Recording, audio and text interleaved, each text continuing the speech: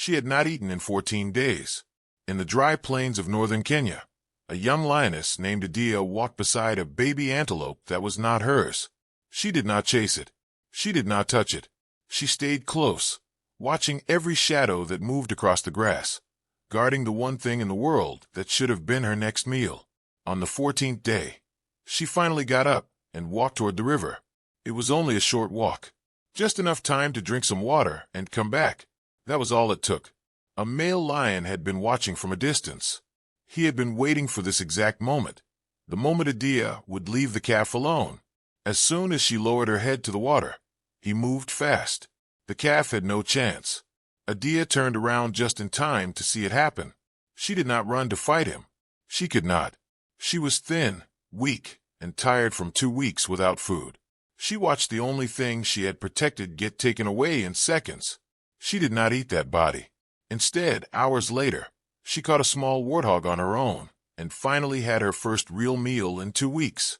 What happened in those 14 days before this moment was something no one in the area had ever seen before.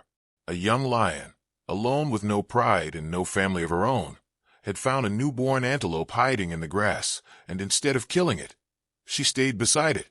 She let it sleep next to her body. She chased away other animals that came too close. She guarded it like it was her own baby. This was not something that happens once in a while. Adia would go on to do this again and again over the next 2 years. 6 different baby antelopes. 6 times she chose to starve herself instead of eating the animal she was supposed to hunt. Every part of this story is true. It was recorded by wildlife filmmakers who could not believe what they were seeing through their cameras. Nothing here is made up or stretched for effect. This is the story of a lioness the local people came to call the Gentle One, the lion who loved 6 babies that her own body was built to kill. To understand why she did this, we have to go back to the morning she found that very first calf. A quiet morning when a safari driver noticed something walking next to a young lion that should never have been alive. It was a quiet morning on a stretch of dry land in northern Kenya, near a river that cuts through the red dust and flat trees. A driver from a nearby safari camp was making his usual morning round when he stopped his vehicle and stared. A young lioness was walking through the open field. That part was normal. Lions walk through this area all the time. What stopped him was what was walking right next to her.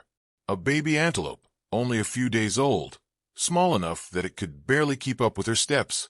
This kind of antelope is one of the biggest in the region once it grows up. A full-grown one can stand taller than a person's waist and carry horns sharp enough to hurt even a lion. But when they are born, they weigh almost nothing. They cannot run. They cannot fight. Their only way to survive the first few weeks of life is to stay still and hide in the grass, hoping nothing finds them. That is exactly what makes them easy targets. If something does find them while they are hiding, they do not try to run away. They freeze. Sometimes they even follow whatever large animal is closest to them, mistaking it for safety. That morning, this is exactly what happened. The baby antelope had been left alone by its mother for a moment, the way these animals often do to keep their babies hidden. Instead of staying still, it followed the closest large body near it. That body happened to belong to a lioness, and the lioness did not kill it. To understand why this matters so much, you need to know who this lioness really was. She was young, likely no more than 3 years old. She had no pride, no family group to belong to. In a world where lions depend on each other to hunt, raise young, and stay safe, she had nobody. She had been pushed out and chased off by a stronger group that controlled the land near the river, forced to survive alone in the empty spaces between territories where food was hard to find and danger was always close. She had never had cubs of her own. There was no milk in her body, no sign she had ever been a mother. She was, by every guess wildlife experts later made, an orphan herself. Day 1, the calf stayed close to her side, lying down in the shade of a small tree while she rested beside it, not eating, not hunting, just watching. Day 2, she had still not eaten. The calf was hungry too, and somewhere out in the grass, its real mother was watching from a safe distance, too scared to come closer. Day 3, Adia moved to a new spot, and the calf moved with her, walking right next to her the way a lion cub would walk beside its own mother. Day 4, A group of wild dogs came close, moving low through the grass with their eyes locked on the calf. Adia saw them before they got too near. She stood up, ran toward them, and chased them off until they disappeared into the bushes. She had just protected the very animal she was built to hunt. Day 5, Day 6, Day 7. With each day that passed, she grew thinner. Her ribs began to show clearly under her skin. Her hip bones pressed out sharply. A grown lion can eat a huge amount of meat in just one meal, enough to last her for days.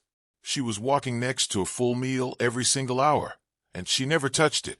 By the end of the first week, word had spread to a young wildlife filmmaker who had grown up in this exact area and knew these animals better than almost anyone.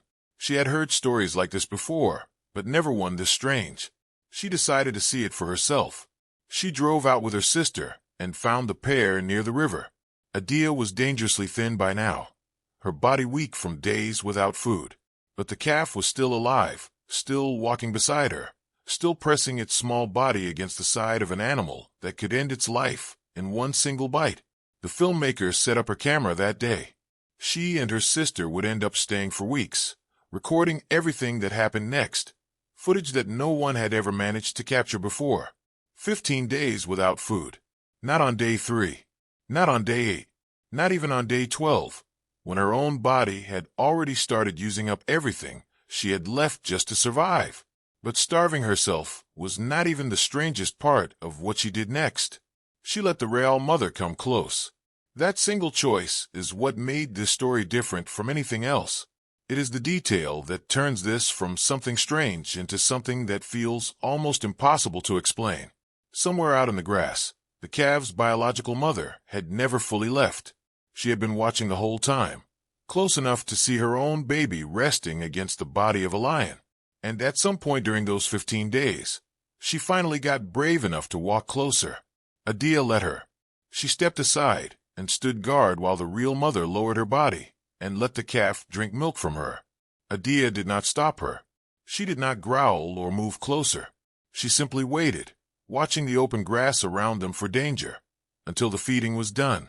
Then she walked back over, and the calf returned to her side. This happened more than once over those 2 weeks. Adia could not feed the baby herself. She had no milk, no way to keep it alive on her own. But somehow she understood that the baby needed something only the real mother could give, and instead of keeping the calf only for herself, she let her go for those few minutes each time. Think about what that means.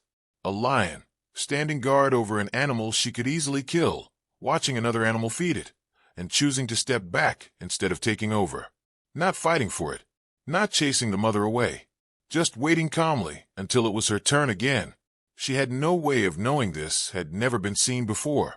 She did not know that people on the other side of the world would spend years trying to explain why she did this.